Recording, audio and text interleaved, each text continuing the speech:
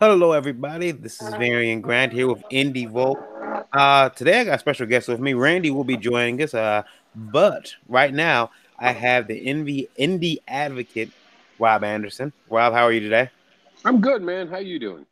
Pretty good, pretty good. I have a couple of questions for you. Uh, I had conversations. I had conversations today with some different people in the indie comics community, writers and artists. But I was talking to a group of writers today, and they were telling me that they love the industry, but they don't.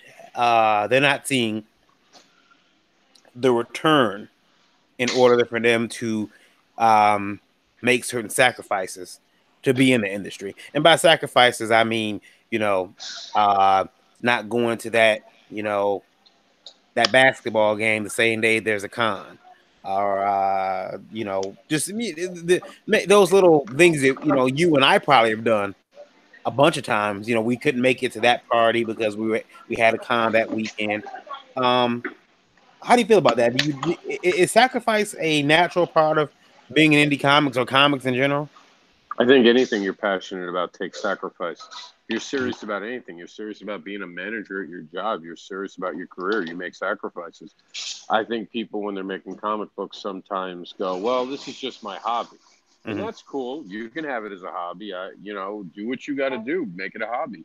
But, that's what makes those people hobbyists, and that's what separates everybody.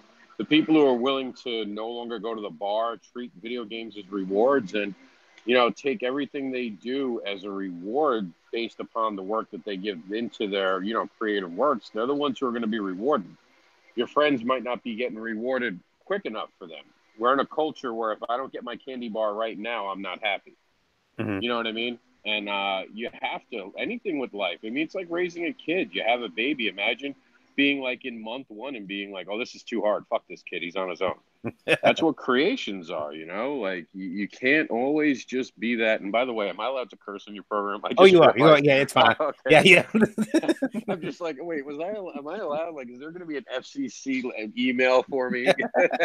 No, that's uh, fine. okay, yeah. No, I mean it's true. If you have a 1 month old baby and you look down at it and you go, oh, geez, what am I going to do with you? You're never going to see the potential. But if you look at that 1 month old and you go, you could be the president of the world.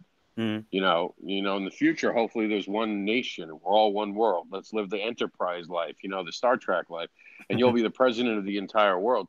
If you look at things like that, they'll always reward you because I don't know about you, but I don't create comic books to be a millionaire. It would be super nice. I create comic books because I'm haunted by the idea of the ideas that are in my head. I'm haunted by these characters who want their stories to be told, and I love comic books. So I'm doing this all out of passion. So I could go broke tomorrow, and I'll still be writing on cardboard boxes I'm living in. That's just who I am, and I'll still make those sacrifices. And if no one ever acknowledges me, I can at least say that I was a comic book creator, and I'm okay with that. And I'm okay with those sacrifices. It's not for everyone. You know why everyone goes to the gym in January and everyone stops going in February? It takes hard work. Yeah, yeah. Takes hard work. That's what and you know that with creating comic books, you've seen a lot of artists and writers drop out. There's no Mhm. money in it. There is money in it. You want the hard truth? There is money in it. You're not doing it right. I hate to say it, but it's the truth. Either your stories aren't being edited, you're paying for cheap art and you're not getting the proper art. You're taking shortcuts. You're not doing all the work you should because you should at least be able to make enough to fund the projects. You know what I mean? You should at least be able to continue to create and get to the cons. Maybe you still need a job until you have a bunch of comic books, but I know people who got 2, 3 issues and they're happy with 100 issue sales. You know what I mean? Yeah. Like, that ain't nothing. Like when I Yeah. see people make $7,000 and they're patting themselves on the back, I'm like, that ain't nothing because $7,000 doesn't mean anything in the grand scheme of things. What are you going to do next? Because if you're not going to the cons, if you're not sacrificing, you're not going out there. How many people do we know that have one issue of a comic book and do nothing with it? You know what I mean? That's yeah. I mean, My some people refer to that. They said most indie artists do that one issue. They get that they're not as hungry anymore. Once to do that one issue, they're like, okay, I'm good. But Well, yeah, I think when the first issue comes out, no one came and asked them to make a Hollywood movie, and they got disinterested. No one said, Mhm. "Oh my God, you should do more work." I'll tell you, man, the first time I held a comic book, I wanted more. I wanted Mhm. more comics with my name on it. I was like, I love what I do. I love doing this. And that first comic, I never sold to anyone. It was just the fact that my passion had created something. It's my artist credit. It's horrible. I don't think anyone should really pay for it, even though I'm going to put it in a kind of, I'm going to put it in a book, a collection of all the works I've done, earlier works and like anthology works that might not have been released and ones that have been released. But it's passion, and you got to be passionate about what you do. If you're not being passionate, what are you doing in an art field? How many artists that are famous now died hungry and Yeah. destitute? You know? There are a lot, and there are a lot who didn't deserve it. I mean, they were, because of the way the industry is, they died, poor because just the way the industry was set up at that point. Um, which brings me to my one of my next questions. We talked about sacrifice and that need to sacrifice, and requirement to sacrifice in this industry. Um, and some have sacrificed a little, some have sacrificed quite a bit. Um, but you mentioned people not getting that Hollywood deal. Um, I know from experience, there's a couple of people in the industry. I've gone to them, and we start talking, and I bring up something that's geeky, or something from the past. Like, I mean, it doesn't have to be geeky, but it could be something as simple as GI Joe. I remember making a comment to a fellow indie guy. I said, uh, you know, growing up watching GI Joe, watching Cobra fail every week made me soft on terror. Yeah, I can see that. And he's like, I never watched GI Joe ever. I'm like, oh, well, Transformers guy? No. Thundercats? No. Oh, well, what comic books did you read? I didn't read comics at all. And in a way, I got a little upset because I'm like, well, here's this guy sitting here selling comics, and he's never ever like been involved in the culture. Like he's really here to get that movie deal. I was offended. I was offended. I felt upset. You ever felt that way, or was I just maybe a little bit too in my feelings that day? No, I can kind of see what you're saying. It would be like, it's the analogy of the guy that you see at the gym who barely works out but's got a six pack, who's born genetically better than us, and Yeah. just he looks like Brad Pitt, and he's not even trying. Like he's got the 10-pound dumbbell in his arm talking to a girl, and he's got massive biceps, and you're like, how did that happen? But I don't like creators like that. Gets me because everyone's going to create the way they're going to create. What I don't Mhm. like is when people like that show up and try to tell me the rules. As Mhm. long as you're not showing up and telling me what I'm doing wrong, like, 'cause I've had people who are like, "Oh, well, I don't agree with the way you're doing it," and I'm like, "I'm sorry, did you ever think I asked?" Like, I know it's on social media, and I know you want to give your opinion, but do you want me to give my opinion on your ripoff book because you haven't created anything unique and interesting? That's when I'll get a little like feisty, is when someone tries to attack my work, and I know that they've been here 5 minutes and that they are looking for a Hollywood deal. Because I do see a lot of people like that. But in the most part, I think if someone came to create a comic book, I mean, look at Stan Lee. Stan Lee didn't take making comic books seriously at first. He wanted to No. be a novelist. Right. Right. So who knows? That guy might make the next Superman, and he might blow us away because maybe he's not playing by the same rules we are. How many comic book creators do we know still out there trying to recreate Batman and not call it Batman? Not making it original. I'm going to make a vigilante. No, no, no. You have to understand he's rich, right? I know what you're thinking. He's like Batman, but he's not. This guy doesn't have a cowl. Instead of a cowl, get this, he wears a ski mask. So it's Batman with the ski mask, dude. No, no, he doesn't have a cape either. So he's Batman who can't glide. Okay, I got you. Like maybe this new guy will not try to make what we try to make because we're such fans and we try to regurgitate that fandom. Because let's be honest, we all want to write GI Joe. We all want to write Transformers and Batman. Mhm. That's at least in our bucket list, is to be able to play with those toys. And to prove we can play with those toys, we think we have to do exactly what everyone else is doing. So who knows? He might be ahead of us by not being so bogged down in fandom. I couldn't hang out with him. We wouldn't have much to talk about, but like I wish him well. I don't have anything to hold against him. But like you, I would start bringing up geek references, and I'd be like, "Why are you here? Seriously, like go to another table. I don't have time for you. I want to talk to fans, not you." it was pretty hard because I'm like, wow, you haven't done anything. You haven't you don't know anything about the industry. But that's okay, or the culture. But I didn't want to call him a fake geek either. But that's horrible. But Well, we I also mean, have to remember there are geeks now that are into Harry Potter. I have no idea about Harry Potter. Like people start talking to me about Harry Potter, and I grew up in the '90s, and I'm like, you want a guy with a scar in his face? I know so many better guys with scar on the face. Look at Cable. You should check Cable out. That dude's awesome. yeah, they Magic? What's this magic you talk of? yeah, yeah. Like your Klaus's sister? Is that who you're? Yeah, uh, like exactly. Like I'm so I get it. You know, maybe he was a fan of like something like The Lord of the Rings. Again, no idea why people like that. It sounds like a woman's wet dream movie. It's so they're fighting over a ring, you know? I don't know. I don't get it. Everyone Lord of the, wants that ring. I, I read Lord of the Rings as a kid, so I was a little partial to that. When I was like, hey, however, the movies were a different beast in my opinion. Um, you've got several things going on yourself because I know you're busy and I gotta let you go pretty soon. But I want to ask you this because there's another question we came up with. Um, do you believe that Kickstarters have made creators a little less adventurous with their own money? Oh, definitely. I think that there are people who are like, look, if I don't make this Kickstarter, I'm not making this comic book. Man, that's not how I look at it. I have low goals. I don't over promote myself. And I was talking to Travis about this. I was like, Travis will aim for like $2,000 or $3,000, and I'm like, I'm not there in my mind. If I can make like a couple hundred and just get the book out there, get people to read it, and then turn it into a trade down during the process, then I'll be happy because trades make more money overall. Mm-hmm. So if I can slowly get myself to a trade, I'd be happy. I'm not looking for a lot of money on Kickstarter. I put more money in. What I'm looking for is building that fan base. Because a lot of times people are making money on Kickstarter nowadays, and they're not doing it, like you said, they're not doing it to really make a comic book, but they're trying to like play gimmicks and stuff. I don't do alt covers. So there's a lot of market I miss out on. Because a lot of people want to do those alt covers. I just want you to read my comic book. I'm thrilled when people buy a PDF. A PDF means that I can make them a fan. That's my hook. And I know if they see the PDF when I see them on the Comic Con highway at a show, they'll buy my book. Mm-hmm. That's how confident I am.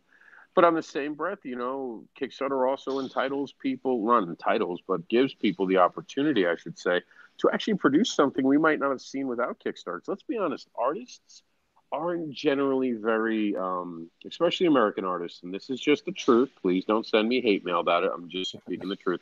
American artists expect to be paid what Marvel and DC pays them because they can go to a con on the weekend and sell fan art. So they expect new creators to pay top dollar for art they can't really afford. So without Kickstarter, these creators couldn't do it. But with Kickstarter, that's why you'll see a $7,000 Kickstarter because the artists want $150 per page. And I tell all new creators, man, you have to look. Have they ever done work? Because a lot of times these creators, artists trying to charge 150 aren't worth 150. They're not worth 75. They're not worth 50 because they're new and they're just trying to cash in. So through Kickstarter, they can afford this and they can make these books. But let's be honest, man, there needs to be more editing done in indie comic books. That's the one thing I see a big problem. You need someone to go, look, your art's not good enough. I don't know how you could be charging for this. Your story isn't together enough. I don't know how you're going to charge for this. And I think that's why a lot of people end with issue one because people will read an issue one and they'll be like, I didn't like that. You know what the best thing happened to me after my first Kickstarter? That I got emails asking me when issue two was coming out. hmm. That was the best feeling ever. And the same thing, like I told you, my first issue, I asked for more. The second issue, because I split it, I asked for less money. And by the third issue, because I knew we were heading towards a trade and I'd already made enough money in the first two books to really establish the brand and we had it, I asked for even less money for the third book and promoted it less because I didn't want to come off as someone who's greedy. Give me enough to get the printing and let me have people read it so I understand what I'm doing, get the feedback, and then I'll make it a bigger project later. I'm not trying to rush the process. I'm not asking for $7,000, 10 different variant covers, 15 T-shirts, 25 people doing pop-up art to overcomplicate it. I just want to make comic books. And so your plan is which I agree with, is to at some point get off of the crowdfunding train. Oh man, I can't wait for the day where I don't have to go to crowdfunding. I would maybe go to Kickstarter and call it a pre-order campaign, and Mm-hmm. but I would charge people like ridiculously, like my table costs with shipping involved. You know, Mm-hmm. it would be a deal. But I would be actually, to be honest with you, hesitant to do that on Kickstarter. I think that, in all honesty, I would go to Indiegogo and do it there because they allow that. I do think people take advantage of Kickstarter, and I think it weakens the platform. If I won the lottery tomorrow, I'd never go back on Kickstarter. I wouldn't. I would build up my own brand Mm-hmm. because I want to control my destiny. If I just wanted, and you got to remember, some creators out there, they want to create one comic book so Marvel and DC come and hire them. Let's be honest, that's the goal. They want, and I don't have anything against that goal. God bless you. I hope you get into Marvel and DC. Remember, Rob was nice to you. Remember to reach out to Rob. You know, do what you got to do. I'll support you. But I mean, I read a lot of comic books, and I said this famously back in 2017. This is why I stopped doing reviews in 2018. In 2017, I read 200 indie comic books. Do you know how many of them I could publicly review? How many? 20. 190 of them had so many problems that I would not put my name on a review for. Because I'm not going to trash anyone, Mm-hmm. but there were some huge issues. Like when people have stomachs talking, televisions talking, you know, when their stories don't make sense, when their art is just horrible, how can I review that and not tell the audience this isn't worth the money? And if I'm telling the audience this isn't worth the money, why am I wasting my audience's time even talking about it? So what do I want to feel better about myself because I can trash something? There's Mm-hmm. enough people trashing things. That's what that bleeding ad site's all about.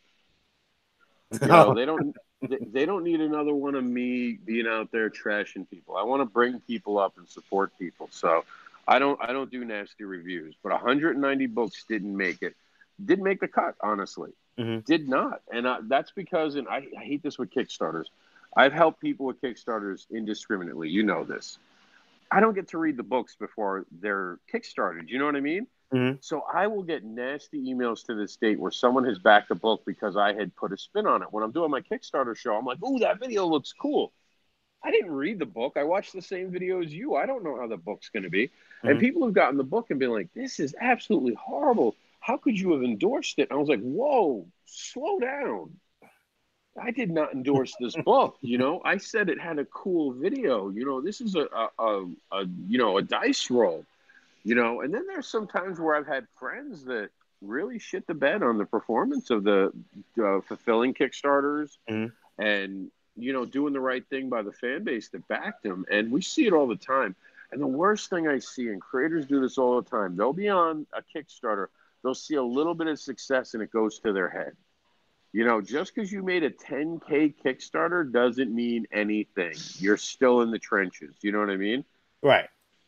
You know, I even know, look at Dirk Manning, very humble man, makes $30,000 a Kickstarter. You know, he talks about success, but he doesn't brag about it. But you get people who are just mid-campaign getting on social media being like, "Oh, well, I'm that good. Look at what I'm doing." And then they wonder why their Kickstarter suddenly stall and people back off. Because Kickstarter is a crowdfunding campaign. If you're going to blow up your ego and talk about how good you're doing, then you don't need my help anymore, right? That's a good point. That's a good You point. know, and people don't realize that. And people and I get a lot of people asking me, well, why don't you talk about politics more? You know how it is in social media. Why aren't you talking about politics? Everything that's going on with Trump, you have to denounce Trump. And I'll have to be honest with you and your listeners, I don't talk about politics because I don't want to lose people buying my comic books. My Mm-hmm. politics don't matter enough to me for me not to sell my books to someone. And you can call that what it is, but it's honest. That's why big businesses don't have political views because ultimately we're not in the business of politics and it doesn't matter. Now, if you want to talk about comic book politics, I'm all in. I'll tell you my honest opinion, because that affects me directly and I'm part of Right. the community. And I call people out on things they say all the time on social media. And that's what being a friend is. When you're a friend to someone, you call them out when you hear them saying some dumb shit. Even if you just tell them, dude, you don't want to be seen like this person. And I've had people talk to me about things I've said. And sometimes I've been all right. I'll take it down. It's rare, but most of what I say, I stand behind. But then, there's people who just like drag themselves through the mud, and you look at them like, why are you doing that? Because it only makes us Yeah. all look bad. Be positive, be cool, be chill, and do your best to get off Kickstarter. Don't brag about a 10K Kickstarter, because then it sounds like you should be. Stop me if I'm wrong, but if you can raise 10K on Kickstarter, wouldn't you want to raise 10K on your regular site? Right? Yeah. No Yeah. overhead costs. Your site's doing that. So if you can make that kind of money and you're bragging, why are you on Kickstarter? That's a good point. I think that like Kickstarter is I've never done anything on Kickstarter, Indiegogo, but you can't deny some of these people have had, well, especially comic book artists, have had tremendous success with that platform. Yeah, Uh, no, there's definitely money. There's money in them hills, as they say. And now Kickstarter is almost a necessity for anyone with a comic book. If you're not going to Kickstarter, you're not being talked about. and we say Kickstarter, meaning also Indiegogo and other Indiegogo. platforms just like I won't take a GoFundMe seriously. If you put your comic book on GoFundMe, my site won't even talk about you. it. Like, come on, get out of here. GoFundMe a comic book. Everyone knows GoFundMe is for healthcare. Would you say that I know you mentioned that you won't do bad reviews. Those 190 comics that didn't make the cut, were they comics that you had done? Hello, Randy. Uh, I'll get right to you. Let me ask: were those comics that were handed to you, or comics that you purchased? None of them were purchased. They were given to me mostly digitally. Oh, okay. The old digital The PDF. old, and it got to a point where everyone was just emailing me their stuff and asking me why it hadn't been reviewed yet. Like, not even asking permission. That's why I backed away from doing a lot of reviews, because I would get people who'd send me an email like, I sent my book to you like 3 weeks ago and you didn't get it done. And I'm like, I'm sorry, did I ever tell you I was going to review your book? And they were like, no, but I heard you do reviews. I was like, you mistake me. And that's kind of where the Indie Devil was born, where Mhm. people kind of mistook me for a better lack of a better term, their bitch.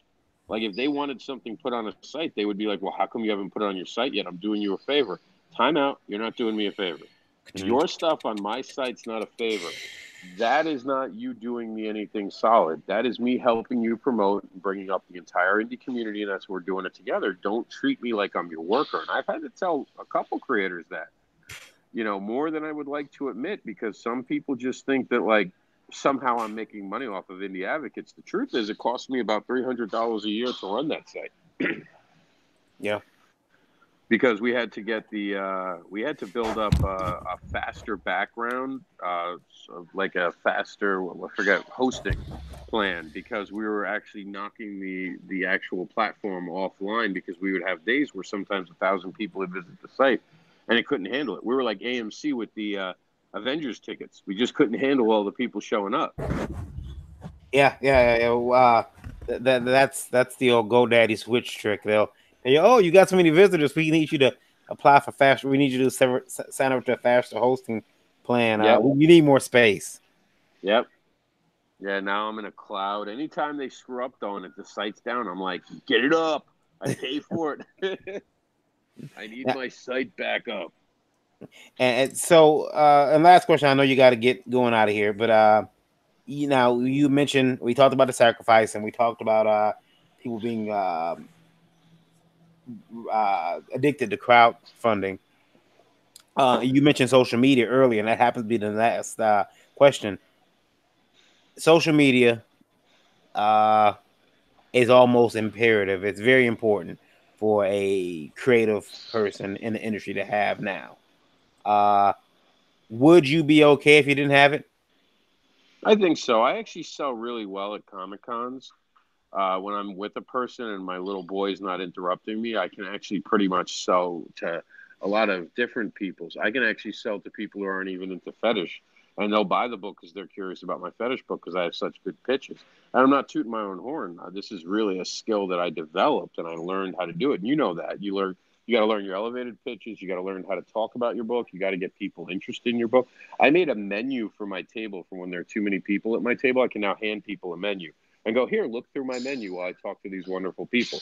And you got to do that. You integrate yourself. So if tomorrow social media, if Facebook suddenly went away, I'd probably be a happier man. But then again, I'd still have my own website, and we've been talking about putting profiles on my website and actually building up the site to be bigger to eliminate the need for Facebook for us. We have 31,000 subscribers now. We're starting to get some, momentum there, and we're trying to think past being just stuck on social media and becoming independent, because sometimes being on social media, it's ugly. You see a lot of ugliness, and you have unmoderated hate, and I'm not a fan of that. Randy, we can see you. Are you? Yeah, I had to jump out for a second, jump back in because for some reason you started delaying really far. Okay. So yeah, so Rob, I want to let you go. I have one last question, Rob. Are you at the gym right now? Yeah, I'm in physical therapy. Oh, okay. I see behind you. Looks like it says Cape Cod, but it can't say Cape Cod, can it? No, Cape Coral. Cape Coral. Okay. Can you see it now? Yeah. Yeah, I'm over here. What's the weather like down there? Warm, nice and warm. I've been sweating. I think we had a couple cold days in January, and since then it's been about 80 degrees all the time. And I love trench coats, so this is actually torture to me. When I see you guys up in the cold weather, I'm not eager for it, but I'm like, at least they can wear a coat. I have to wear tank tops 90% of the time, and I'm still going home feeling like I'm doused in sweat. Like, it is hot in Florida. Like, they keep talking about global warming. I agree. Something is definitely warming up down here. I'm sweating, and I'm sitting here just doing an interview with you, and I'm not even nervous. Yeah. That's what's going on. All right, and tell everybody where you can find you so I can let you get off of here. All right, you can find me at theindiedevil.com. That's my personal site, and find out about all the amazing things I do, like create books about fetish, monsters, and more. And you can also follow not just me, but thousands of other featured creators on the global digital Comic-Con known as indieadvocates.com. We're open 24/7, and every day is a new adventure to take with us on indie greatness. So you got to know those pitches. You got to know those pitches off top of your head. You got to go. As awesome. All right, so I'll let you get back to your physical therapy. Thank you for coming on with us. All right, brother. I'll talk to you soon. Sometime we all have to get together and have a nice long talk. Oh, yeah. Yeah, I can do that. Let's arrange that for one day, and I'll make sure I'm not doing physical therapy at that point. Okay. All right, guys. Have a great show. All right. Randy, I asked you some of the same questions I just asked. I know that you I didn't hear any of that. I know that you can answer a couple of these questions and probably have from personal experiences. They all suck. How's that for you? I was talking to some creators today, and especially the way the conversation went, it went downhill fast. We were talking about comics and the industry, as far as independent comics go, and I say independent comics go. Independent. There was one of them said, I'm not seeing the type of return on my books that warrant me sacrificing anything. And by the sacrifice, I was referring to like, oh, there's a party tomorrow night and that's a con, but I can't go because I want to go to this party. Or, hey, this, my favorite band is in town. Oh man, that's the same day as a con. I'm not going to do the con. I'm going to go see this band. My first question is, does this lifestyle, this industry require sacrifice? And I guess I said, does it require sacrifice? Is that necessary? Requires a level of stupidity. Is that the same thing? By that person saying that he's not going to sacrifice anything, does that mean he's going to the concert or he's going to go to the show? He's going to the concert. He's not going to the show. No. That's somebody who's not really into it then, are they? That would be my argument. That would be my belief that he's not into it as much as. I guess it all depends on who's playing. If it's somebody you're only going to see once in your life.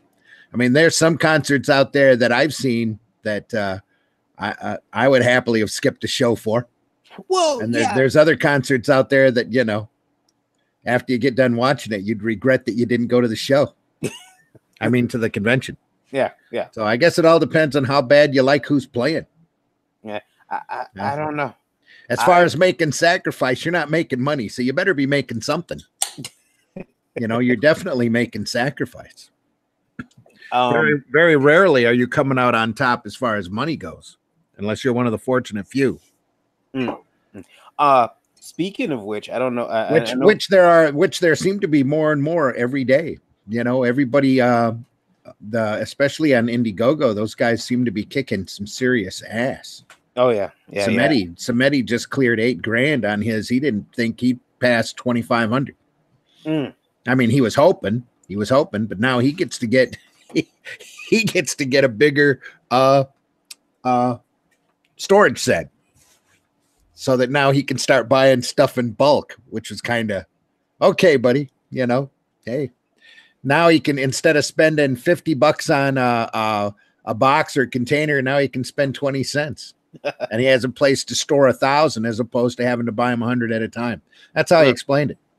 But he cleared $8,000, which was awesome. I mean, his product is worth it. So, especially because he's got such a low cover price and he's kicking out, he's selling numbers. Yeah.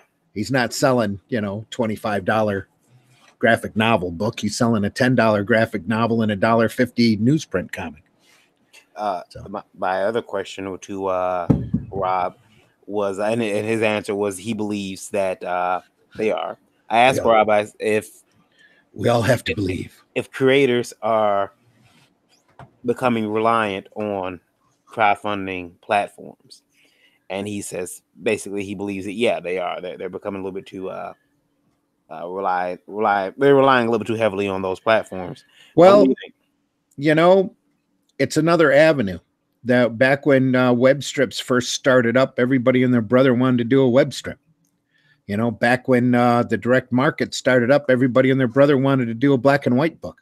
So it's just the next step. I'm not sure if it's the next link in the chain. That's what I'm curious about. That it seems that there's a paradigm shift going on away from shows and towards YouTube, which is why we're doing this, in order to get people to listen to us and to know who we are, and towards a crowdfunding in order to get upfront money.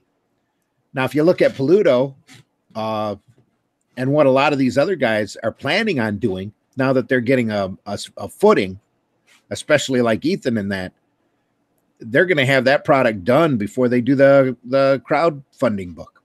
So all of their major investments are all going to be already in motion before they start asking, because they're going to rely on that money to be there.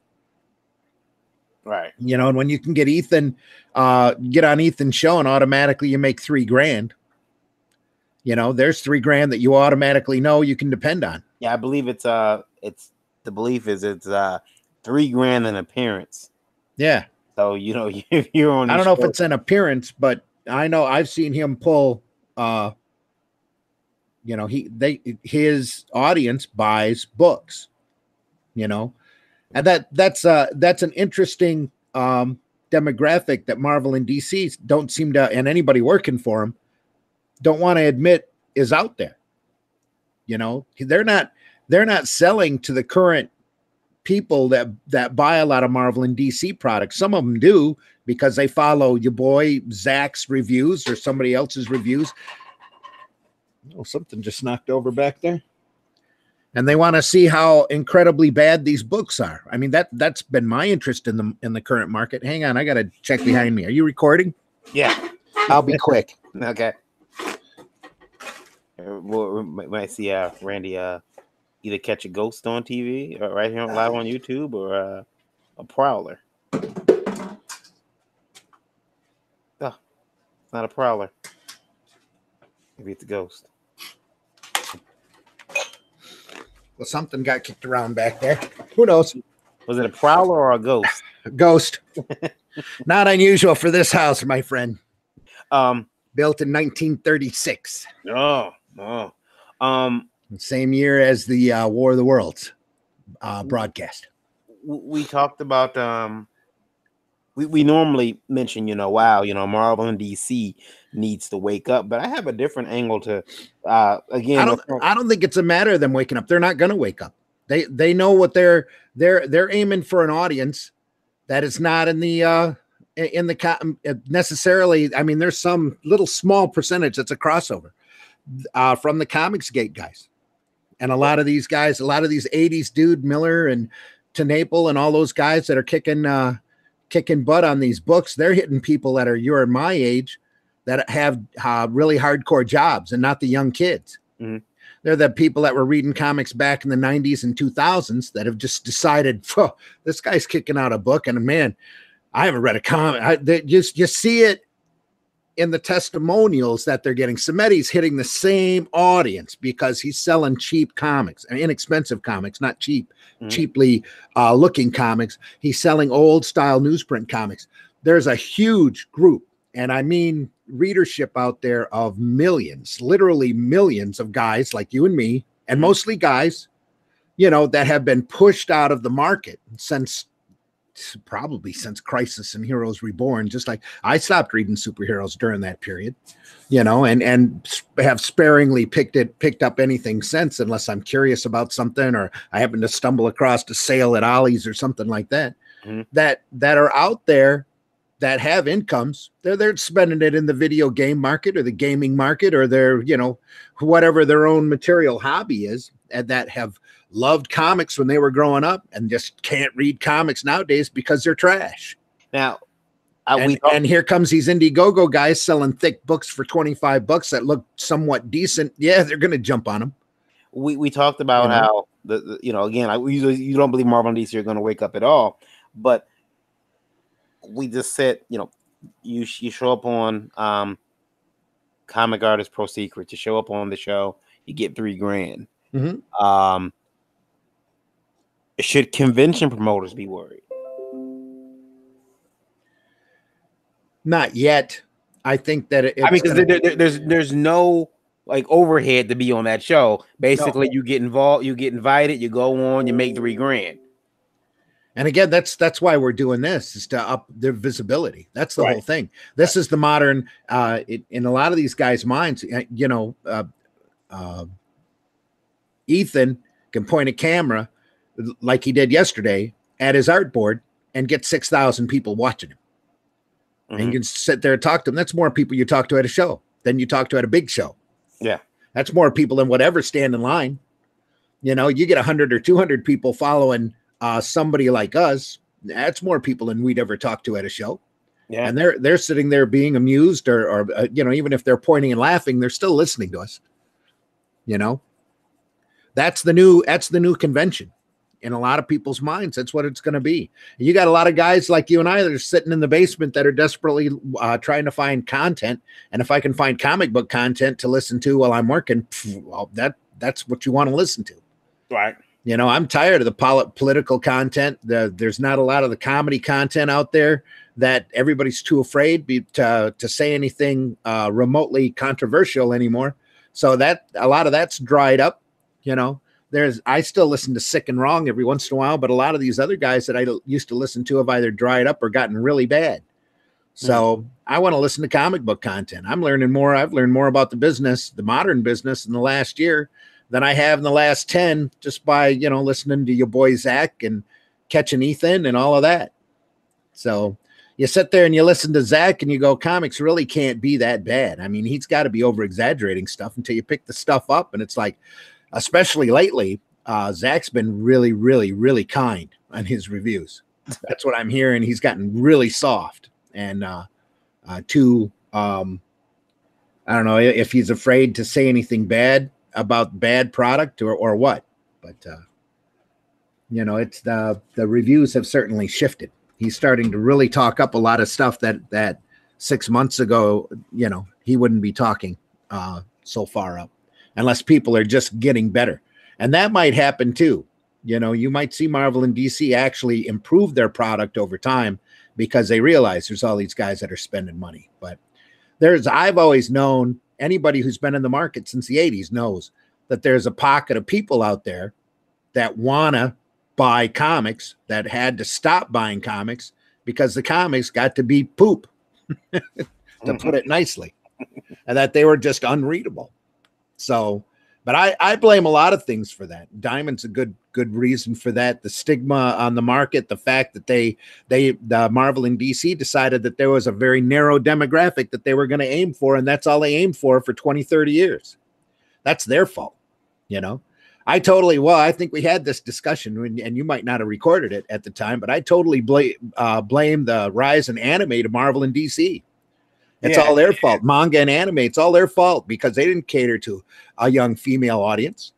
So they went somewhere. They still wanted to read, and they wanted to read comics, even if they read them in reverse. They're reading comics.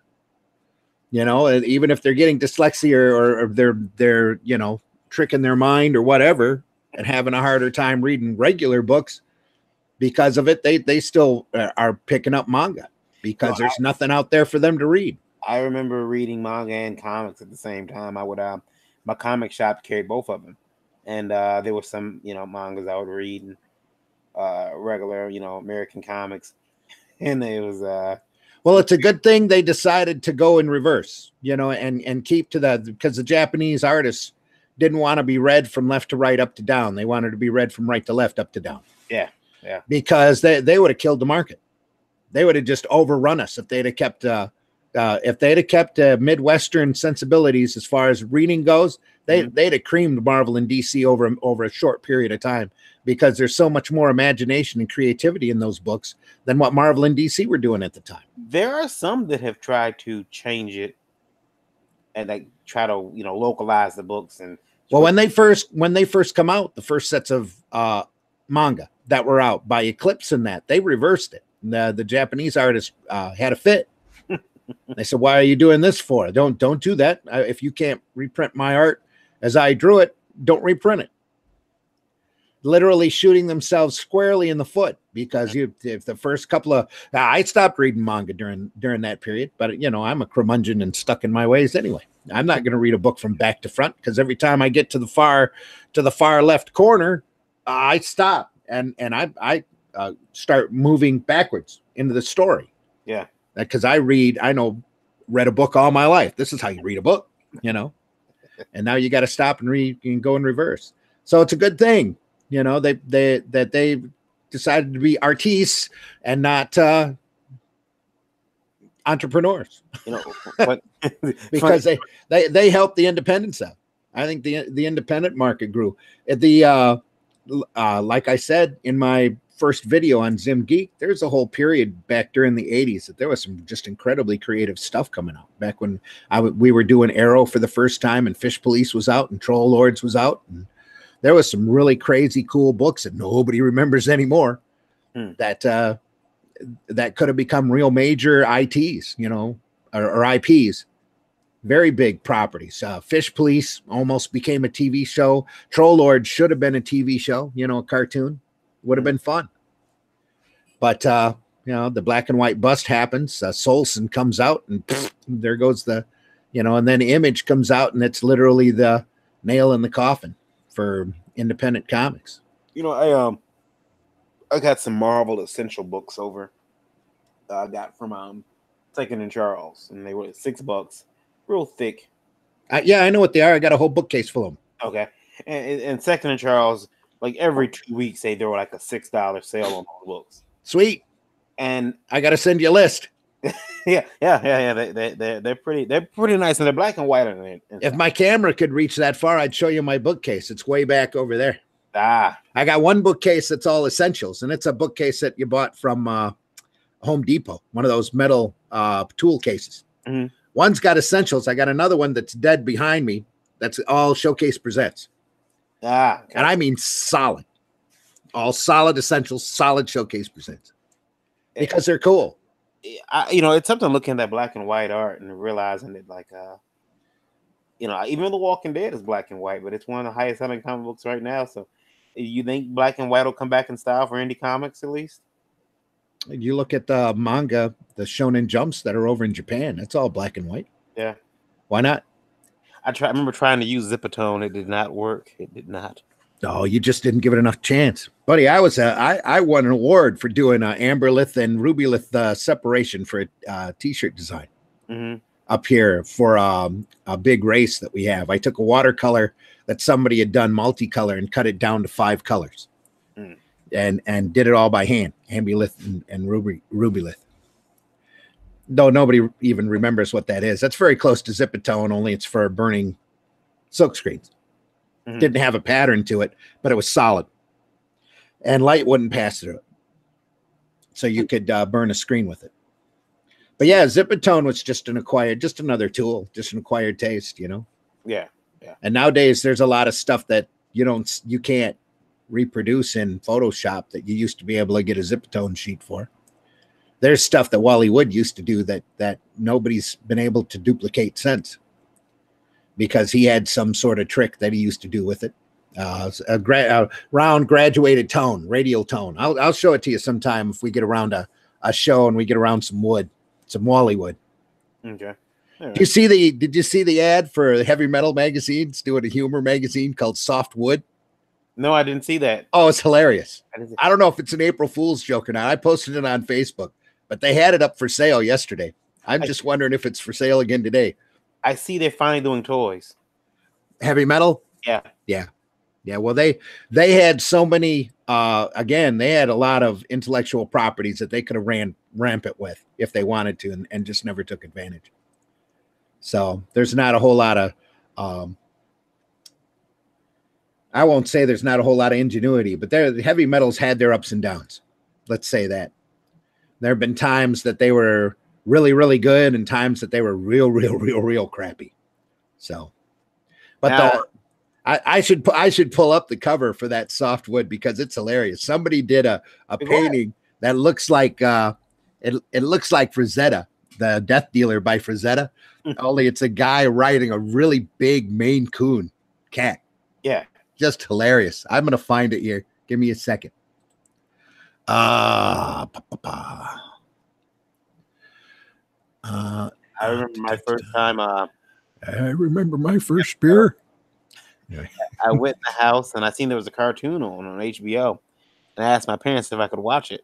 They said, sure, go ahead. And I know where that's going. Yeah, they were cooking dinner, and that woman's got titties. What? I remember laughing, and I think I went and asked my dad, like, hey, he said his dork is hanging out. But I said, what? And he comes in the room to see what the heck I was watching. And to my father's credit, he let me continue watching it. He sat down with me and he started watching it as well. And he was, he tried to explain to me what was going on. I have the DVD now. I think I have the Blu-ray, the Heavy Metal. Really? Yeah. Wow. I didn't know well, I'm sure they've kicked the Blu-ray out by now. But yeah, I used to have it on videotape. Now, I'm probably gonna piss a lot of people off with this, but I've seen the sequel. Oh, yeah, that's not a sequel, buddy. They might call it a sequel, but it's not a sequel. Yeah, I remember falling asleep. I couldn't. That's what they call an embarrassment. That's not a sequel. That's just you did what? Okay. You know what though? Kevin Eastman was involved with that Heavy Metal too. Yeah, he's bought the company now. And he after that, few years back, he got invested into another animated motion picture off of War of the Worlds that was pretty good. That after you get done watching it, I'm like going, wow, I thought this should have gone out to the theaters, and it never did. Oh, where's my picture? I just posted it here. Oh no, where is it? Hang on. And to fill the air while you're doing that, I did manage to get Avengers tickets today. Oh, did you? I didn't even try, man. I didn't even try. I've been so busy this month. I'll be lucky if I can breathe. I managed to get Avengers tickets. It was It was touch and go there for a moment. It was I didn't think it was gonna do it, and then I just kept like hitting refresh, and I was happy that it wasn't charging my card each time I hit refresh. But you never know. That might explain that Captain Marvel problem. yeah. I finally it put me in line. I had to go to Fandango and pay the extra money. Yeah, is it? Well, I know the wrestler's Fandango. Is it just Fandango? Fandango. Yeah, Fandango. Fandinglo. Where is the I'm at Hangouts. Green screen share? Yep, it's over to the left. It's a little. Is that the green arrow thing? Yep. Yeah, it's not showing it. I got it pulled up in front of me. It's not pulling up my yeah. Let me pull this up. That don't do nothing. Let me try it again. There it is. Now it's up. There it is. Is that not awesome? What a great name for a magazine. And look at that logo, too. That's not suggestive. Soft wood. And it's going up. Should be tilting down in the other direction. Should be. Yeah, I can show you. That logo should be going that way. Like it looks limp. That's gotta be April Fool's joke. But you know what? I don't know. They had it for sale. They had two different covers. It's gotta be. That was the cool cover, and then the other one had a dentist trying to pull a tooth from a robot in a dentist chair. They should definitely make that a poster. Oh, they should make that a whole book. They need to do a whole magazine like that and just do humorous fantasy stuff. That would be I'd buy that book. I would. I would buy that book. Without a doubt. Am I back? No. Not yet. What do I got to do with my screen share? You are screen sharing. What do I do? Where do I go? There you go. I'm hitting. Am I back? I'm back. Yep. Okay. Anyway. But yeah, I love that cover. I thought that cover was awesome. So I posted that on my Facebook and said, man, I hope this book's real. I should have ordered one just to see. It probably knocked me over to a Rick Astley video or something. Yeah. That's should have tried to buy it though. I think I would have given it a try. I'd work for that company. I'd work for that magazine. I would. Softwood magazine. I can't imagine that they'd be allowed at cons. Although they might. I mean, do what now? I was saying I meant they'd be allowed at cons, but then again, dude, they let me do Spank the Monkey at shows. Yeah, this is tame, very tame compared to Spank the Monkey, especially at the time. Nowadays, is Spank the Monkey's nothing. Yeah. You know, I think I could really get away with it now. That's like I told you about doing that revision for Spank the Monkey on the comic market. Mm-hmm. So, did you get the paper done today? Heck no. I am working on it like a dog. I'm going to probably upset my other commercial art clients. Because I'm really trying to get ahead of this. If I can get this done, especially the nature trail that I'm doing, because I haven't touched that all week. Because I've been trying to get the paper done. I did not know that Donna's Donuts had your artwork outside of their store. Their store? Yeah. You've never seen you've seen their donut boxes. Yeah, I see. But I didn't know they had your imagery on their sign. Oh yeah, John Gibbons, the used to be the owner of that. He used to own Comic Relief. Oh, so he owned the comic store and Donna's Donuts. Well, his parents originally owned it. Okay. And then they passed it on to him, and then he passed and passed it on to his daughter. Okay. So now Alicia's got it. And I don't think that they're going to change it anytime soon. She just ordered a whole bunch of donut boxes with that artwork on it. That's cool. That's cool. So, oh yeah. Yeah, that's pretty awesome. It's a lot better than Halo Burger going through and whitewashing my murals without giving me any heads up or nothing. So, how was Halo Burger? When I'm in Flint, I see Halo Burger quite a bit, and it's not bad. Have they ever advertised in Flint Comics? Nope. We're there. We're a funny paper. We're just too beneath them. Mm. We did have Big John's in for a few months, and then they decided that not enough people were using the coupon. And then I knew one of their managers, and he said, "Man, that's all we get now are them coupons." I said, "How many of those did you print?" I said, "Well, each issue had 10,000." And they ran for a few months because that coupon was awesome. It was BOGO, buy one, get one free. I knew I was using them because if you never had a Big John, that's a steak and onion sandwich, like a submarine sandwich. They're good. They're good. Just like Halo Burger, they use a lot of local ingredients as much as they can get their hands on. Mm. So it's got a fresher taste to it, We also have another great franchise over here called Freakin' Unbelievable Burger that just kicked a franchise down in Wixom, I think a year or so ago. They're starting to stretch out. They do gourmet hamburgers.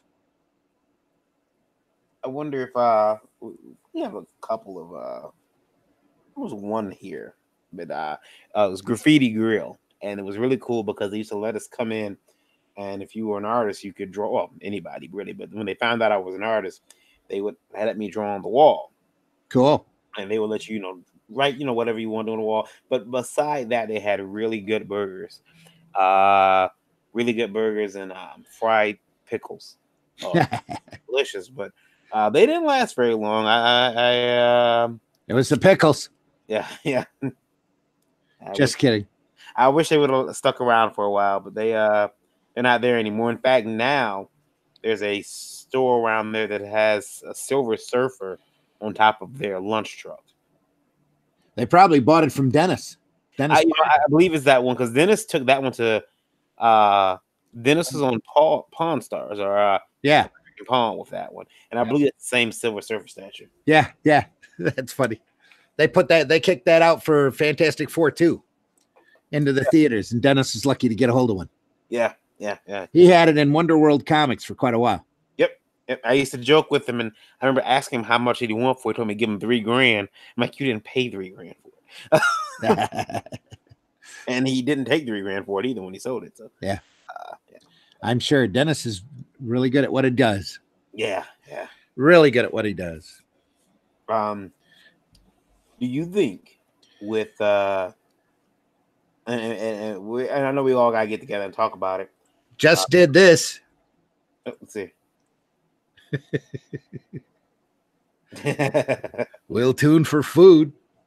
Is that gonna go in the Flint Comics paper? Oh yeah. Yep, it is. I'm going out. That's going with I'm gonna quote a song. It's the last thing in the paper. Last black and white page. I'm printing the lyrics to a song that resonates in my mind, and along with that illustration. So, just to go out on a song. I want to go out on a song. The quote for me today was if you want to live happy for the rest of your life, don't make a pretty woman your wife. I knew where you were going. I had to do is say the first line. Too true, my friend. Too true. Yeah, there's a used to be an old polka that I don't want her, you can have her. She's too fat for me.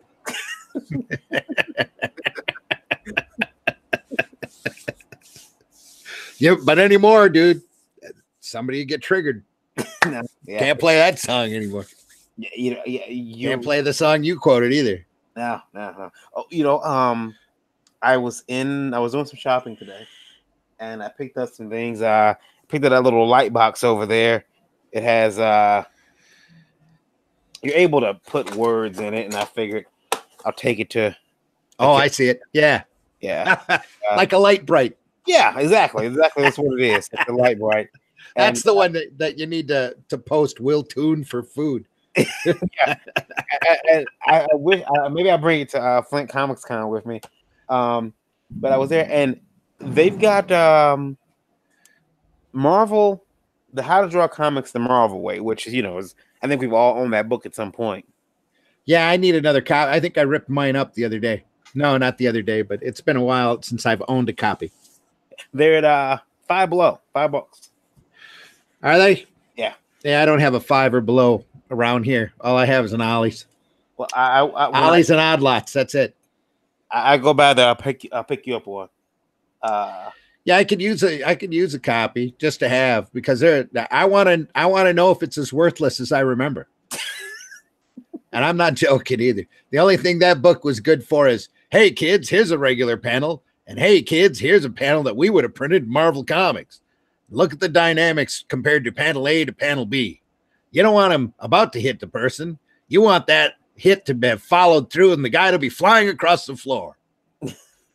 That's the only relevance that I ever got out of How to Draw Comics the Marvel Way.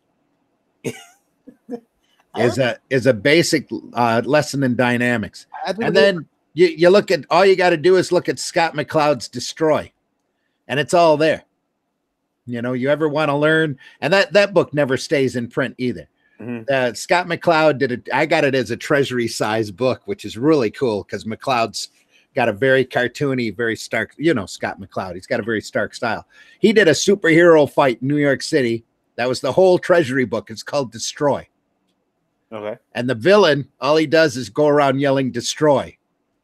And the guy is just trying to keep doing the typical Marvel superhero type stuff. And he's about like Superman, and he's being knocked through buildings and having all sorts of debris. And the villain ends up picking the top part of the Chrysler building up and smashing him. And it's all dynamics. It's all just really crazy dynamics.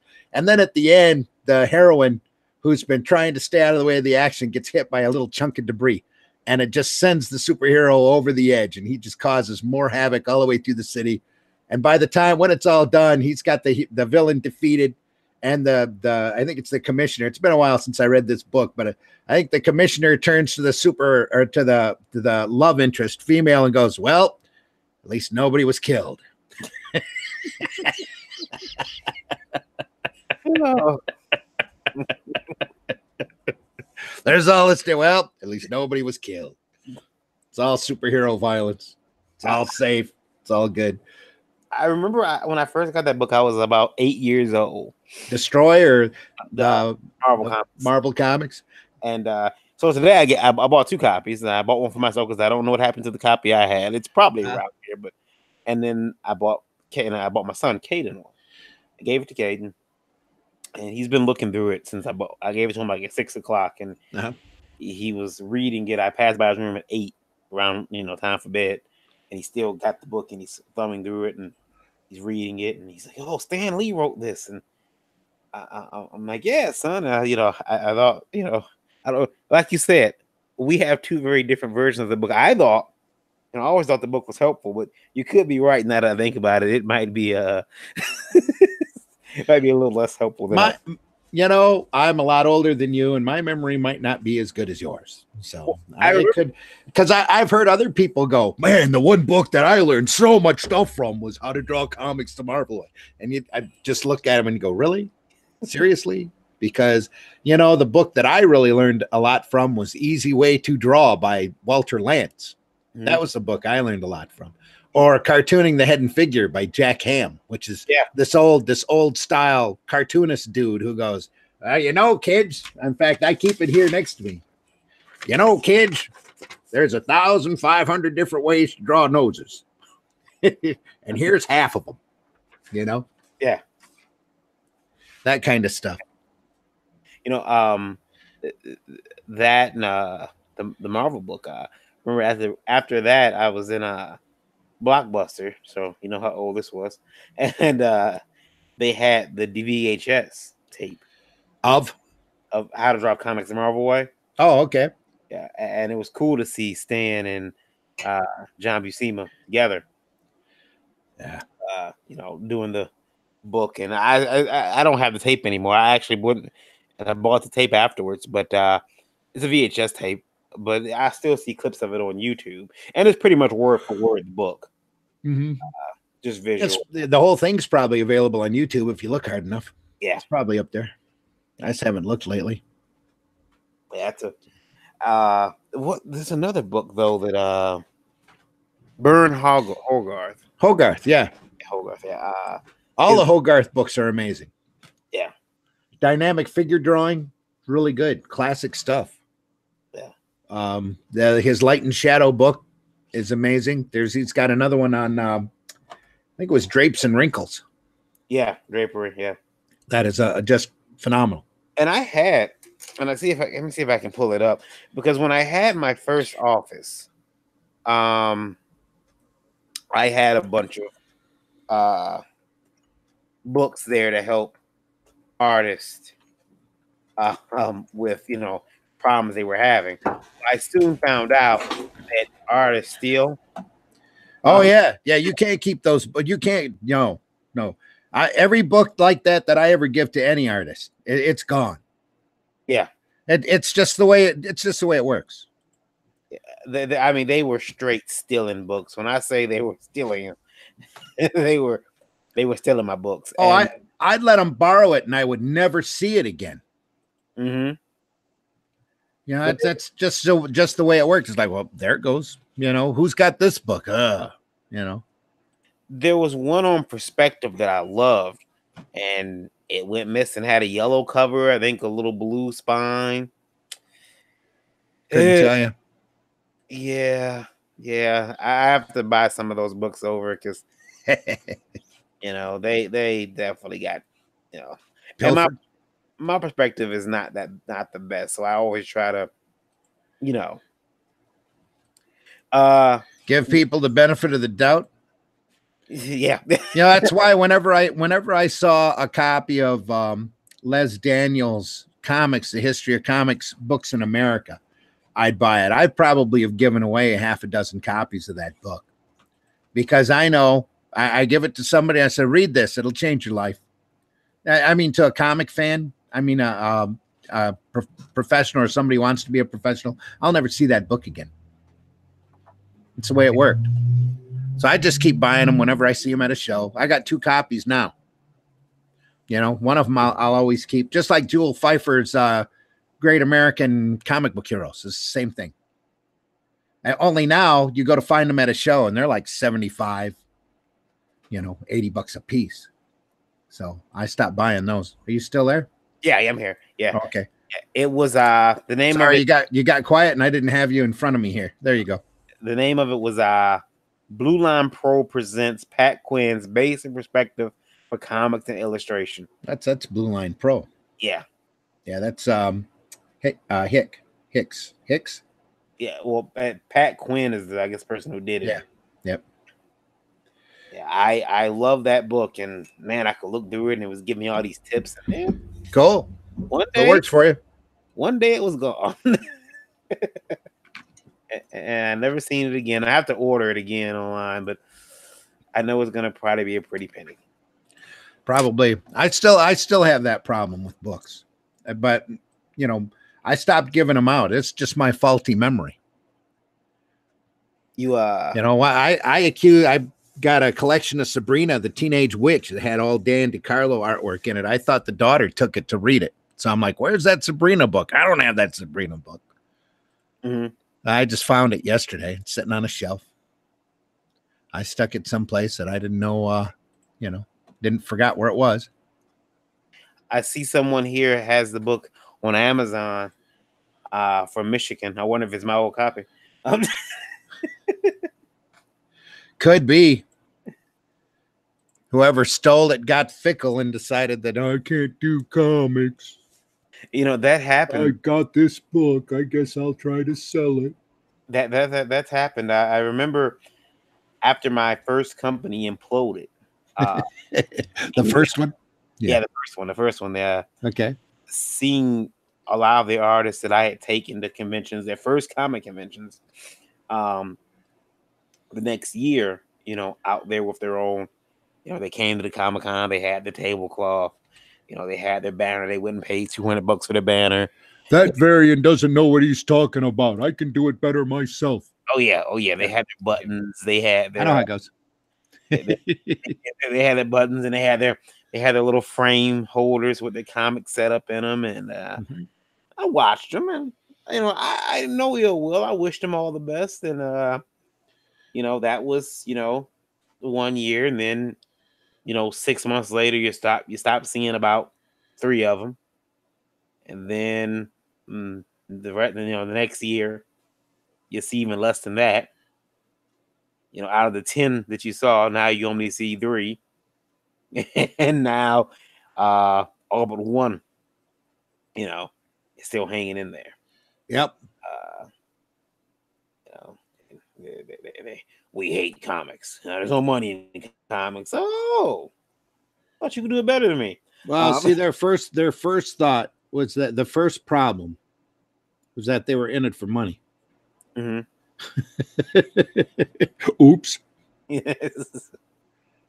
Yeah. We're gonna be rich. Yeah. It's like that the shock and spank in the comic market. Hey, we're gonna start self-publishing, so now we are going to be rich.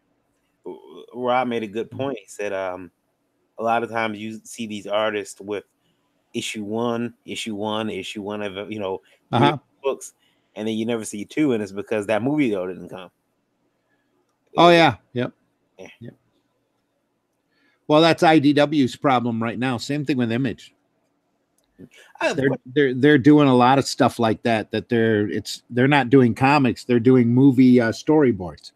What happens? Me and you had theorized that there was a possibility that in the future, if Marvel decided to, not just us, it just wasn't us, there were other people too. If Marvel had decided to stop producing comics, they would license all those characters to IDW. Now, if IDW is getting ready to go under, where does that put Marvel? What do you think? Well, see, that's a very interesting point, because I don't know what Marvel would do. So it's like the Walt Disney people giving all of the rights for the Duck books over to Gemstone. Remember that? Mm-hmm. They ran those for the longest time and did some really nice products that nobody ever saw. So I'm not sure if they would actually keep IDW afloat long enough to do it for them, or if they would just hire somebody else to sit there and do it. What both Marvel and DC need to do is just go through and do a complete house cleaning and start over. They need to apologize to everybody. They need to get all the retailers together and say, look, I think DC's got the best plan as to what they can do right now, and that's cutting everything back, chopping the titles down, not getting rid of them, and hoping that the sales climb on the individual titles, with them putting less product out there and concentrating on the quality, and doing a lot of 100-page super spectaculars, which I think is a really cool idea. That's a format that they never should have stopped. Do you think we'll see Marvel move into Walmart? No. Nope. Marvel already tried to move into Walmart. What do you think the Ultimate Universe was? Yeah. Did see a couple of those hanging around. $250,000 in a test market per issue, guaranteed. 250,000. That's the rumor. I can't substantiate it, but that's why the Ultimate Universe was started. And all these, Walmart's big complaint to Marvel, it was the same thing, because Gary Reed almost bumped into Walmart with Caliber. When he started Gauntlet, that was meant to go through the Walmarts. In fact, UN Force went through Walmart initially for a test run, but it didn't go anywhere because, well, the thing was colored with markers.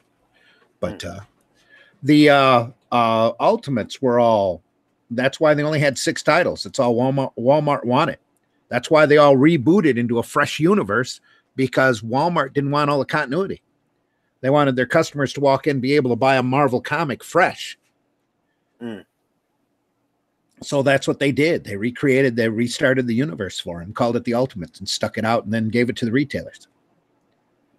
That was all a test market through Marvel. That I won't say it wasn't successful. They ran it for years. Yeah. I don't know exactly why they stopped it, other than the fact that they got too bound up in their own, universe, and the product there towards the end, from what I understand, though I haven't read it, got to be really substandard. Yeah, it got to be to the point, for me at least, where it was starting to tread the same old, the same things that you get from the regular 616 universe. Well, which is a shame, because both of these companies could have started out trying to do new characters, and who knows, maybe DC did that. Their last little batch of blatant ripoffs, the Sideways and the Terrifics, and all of that stuff was all blatant ripoff of Marvel stuff. They might have been trying to start a separate universe that they could push out through the main retail outlets using it. You don't know.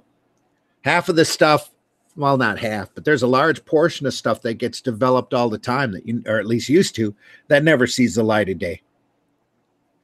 You'll hear about it years later, when whoever worked on the project wanted to let you know that it existed. I have a question that actually somebody messaged me. We got people listening. After we did our show last week. What you've done comic books and you've done comic strips, right? Yeah. They're two different animals, in my opinion. Do you agree? It's all sequential art. It's sequential art, but I mean, like with like with me, with a comic, I know I have a page or two to get something across. Where in that comic strip that I'm doing for the paper, I maybe have 3 boxes, 4 boxes per day, though.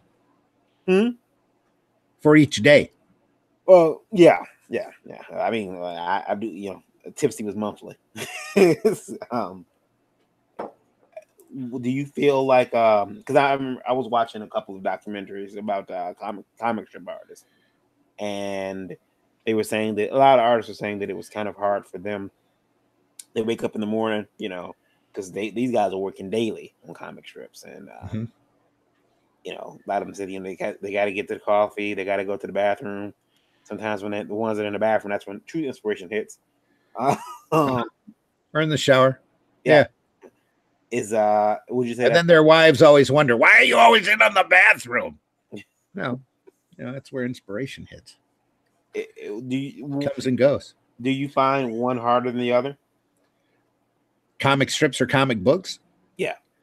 When I have to do them for a living for an extended period of time, I'll let you know. Okay. It's just a different system of storytelling. You'll never get to know these young kids growing up today. Never gonna know the grind that was comic strips. It's gonna be very foreign to them. Just like they're never really gonna grasp what makes up a monthly book when they can Indiegogo 2 products a year. And the workhorse that these old artists were, you just, a lot of times you have to sit there and just marvel at it because of their discipline. Like what you were saying, they had their schedule down to the point of where they had to wake up at a certain time. They got their coffee at a certain time. They hit the head at a certain time.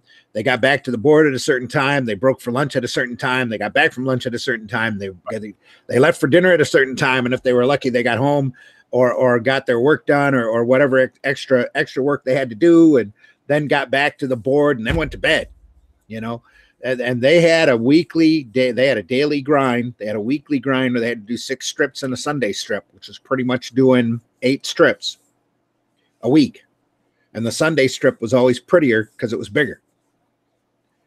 So unless you just had a Sunday strip, and you see those old pictures of like Hal Foster and Alex Raymond working on their working on their Sunday strips, and they're huge. If you ever get to see an original comic strip exhibition, definitely go, because you'll just sit there in awe at the stuff, because Raymond and Foster especially, they have their reputations for a reason. These guys used to take an entire week to do a comic strip that was just the most eloquent, beautiful piece of sequential art you'll ever see in your life.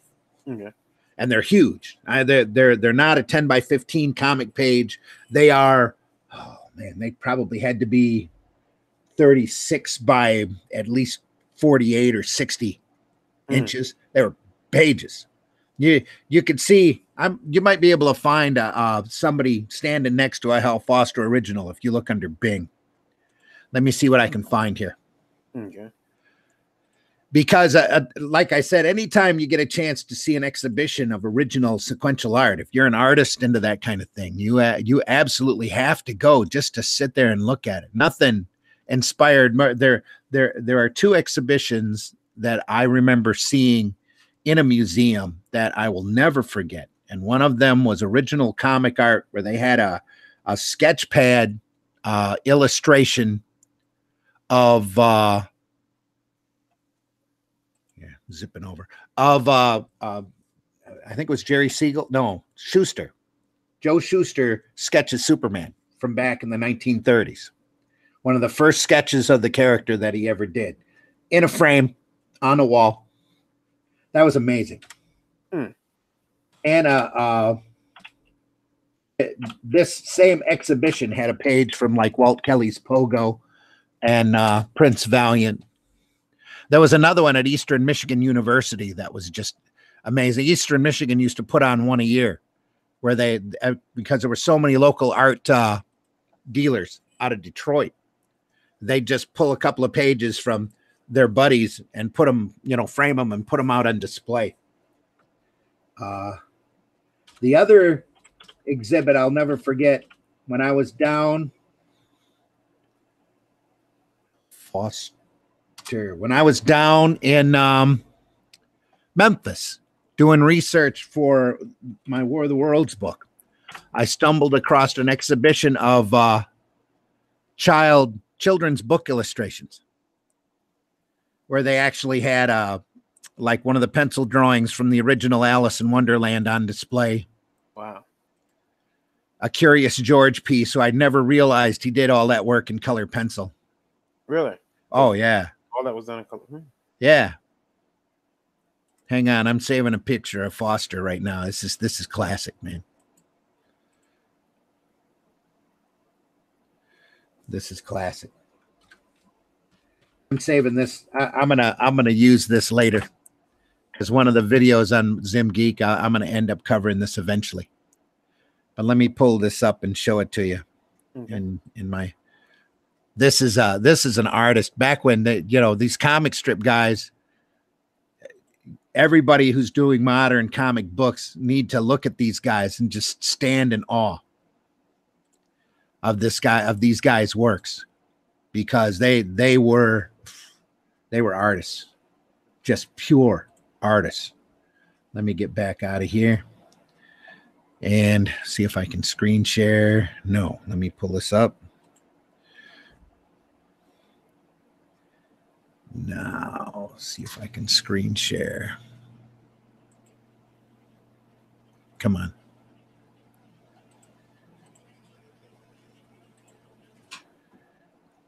No, it's not popping up.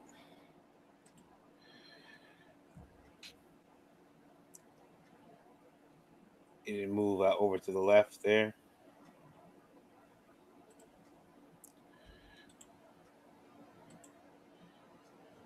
No, it's not. It's not finding it. Got a lot of Microsoft Edge. Let's see if I can.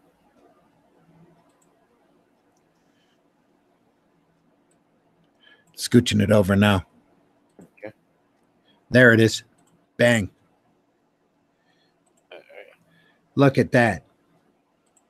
Oh yeah. That's an original right there. Look at how big that is. He's a grown guy. Yeah. See how tall? That's got to be at least 24 wide, maybe 36 wide. by at least 4 feet tall. He'd go through, he'd hand letter. He wrote, he hand lettered, he did all the research, all the pencil work, all the inking work. That was all Hal Foster. He used to do 1 a week. And I'll bring something else to anybody who's watching their attention. His coat, it's like filthy with ink. Look at it. Oh, well, yeah, because he's got a tie on. These guys used to wear suit and ties when they were working. It's not like they were working in their basements. They were working in their studios. Usually in the middle of a big city where somebody could come walking in at any minute. They had to be business. Right. So let's whip that lab coat smock off and,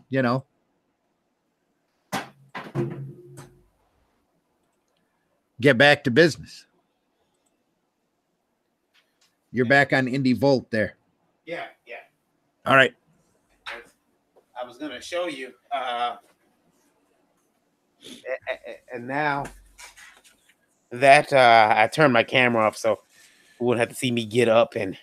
Oh, well, I probably should have done that when I was after. Yeah. Anyway, I'm knocking the sound off and the camera off just for a second to clean my nose. Okay. And this is today what I use to do comic strips. It's a pre-lined board. Yeah. You can see it says daily comic strip there. It might be actually out of frame. Yeah, you can't even see it because it's blue line. Yeah, It's not showing up in the camera. Yeah, but it's half of a 11 by 17 basically. Yeah, strips. The old comic strips used to be a lot bigger than that too. Yeah. I think if you put 2 of these together, you might get an 11 by 17 maybe. Yeah, almost. But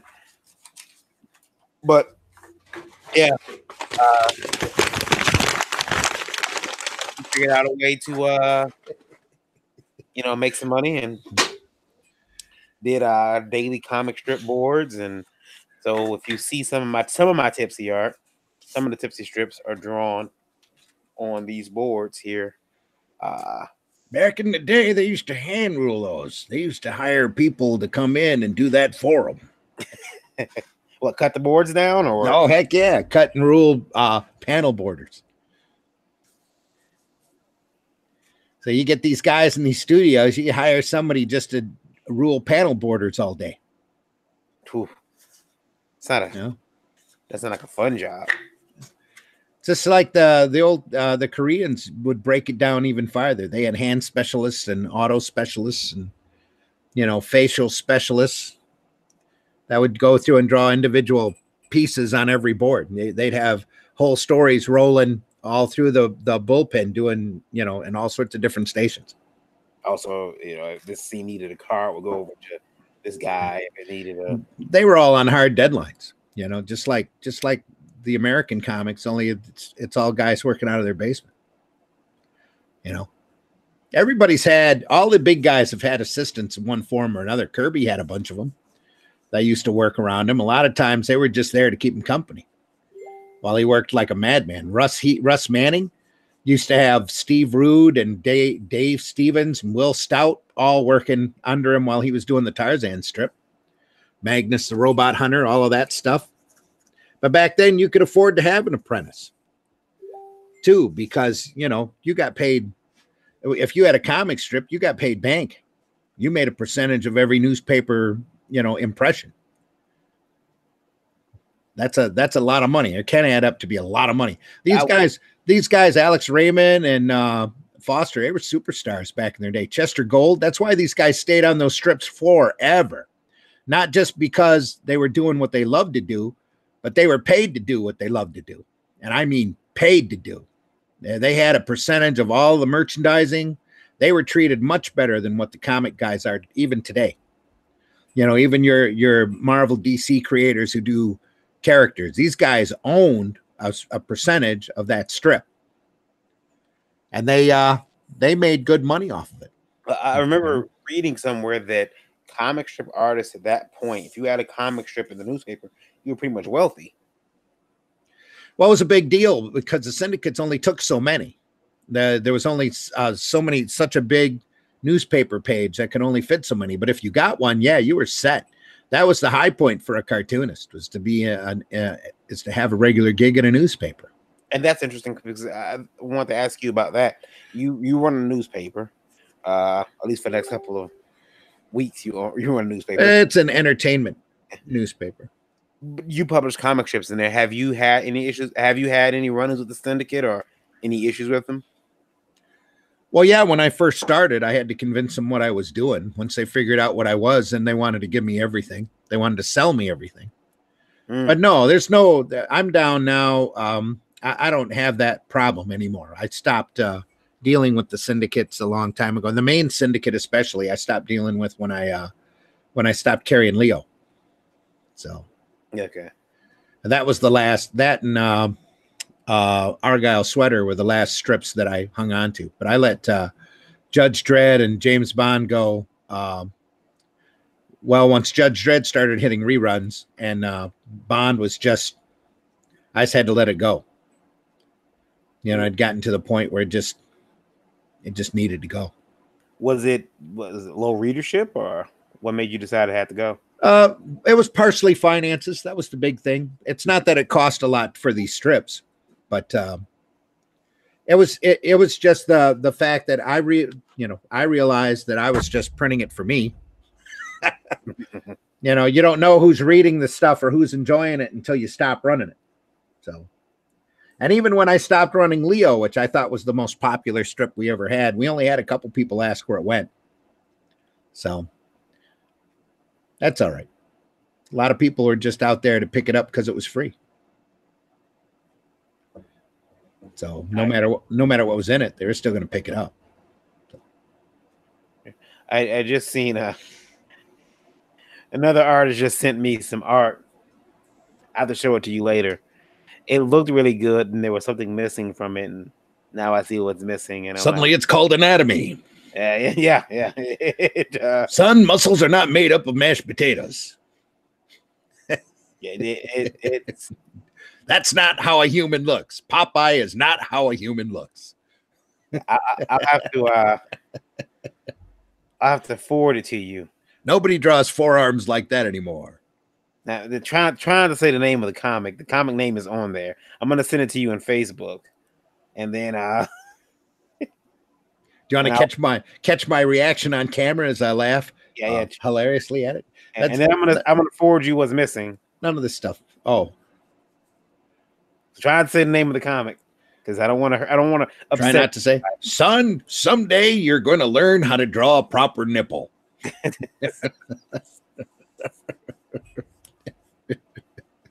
I'm telling you, that's going to be a artist guide to secret hints. I have a book that has a pro tip. It's a paperback book where they go around and they talk to all of these pros of what's the biggest tip that you could give somebody in the business or coming up in the business in order to help them in their craft. And all of the responses are amazingly different. Well, you need to take a rapidograph and shave the tip off and turn it sideways, or here's how the proper way to do stars using a toothbrush and that kind of stuff. Mm-hmm. You know, they ever ask me, it better be R-rated. I sent that over to you, Dan. Take a look at it. It's like, dude, if you ever want to learn how to draw females, you better get to know how to draw them swinging on a pole. I Facebook that over to you. Take a look and see what you think. You want to study female anatomy? Well, you can go somewhere to study female anatomy, son. Just bring some singles. Did it make it over there? I am looking as we speak. There's Hal. Zap.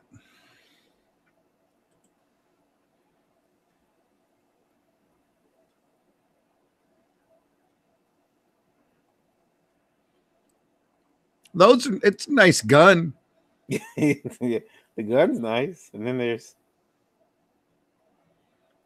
Okay. What is that?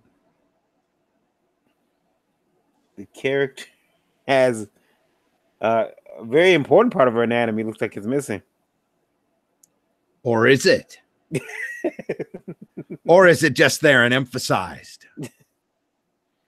Maybe it's gotten so bad. He's so afraid he didn't even draw it. I think he lost his pen line there somewhere. That's what it is. I'm not quite sure how that looks or how that settles in. So I'm looking at the abdominal muscle, and it doesn't even quite line up with that bump there. So yeah, I would say that I'm not sure he knows what he's drawing there. But of course, modern comics, your hand is focused on the hand, wondering why her finger looks burned. And the gun that she's holding that has a very impractical handle. Kind of short. Yeah.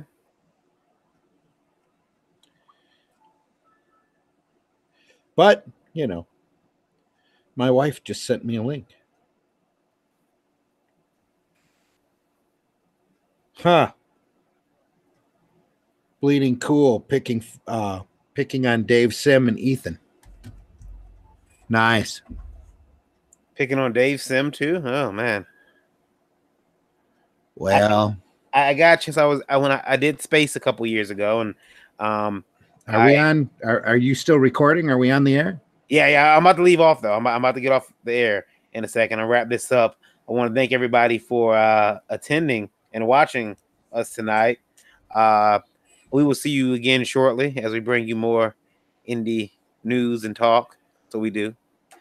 We're trying to do this every Tuesday night, I believe. Yeah, Tuesday, and I think we're gonna have a bigger panel this coming Tuesday because I've been telling people about it, and so people are interested in coming on.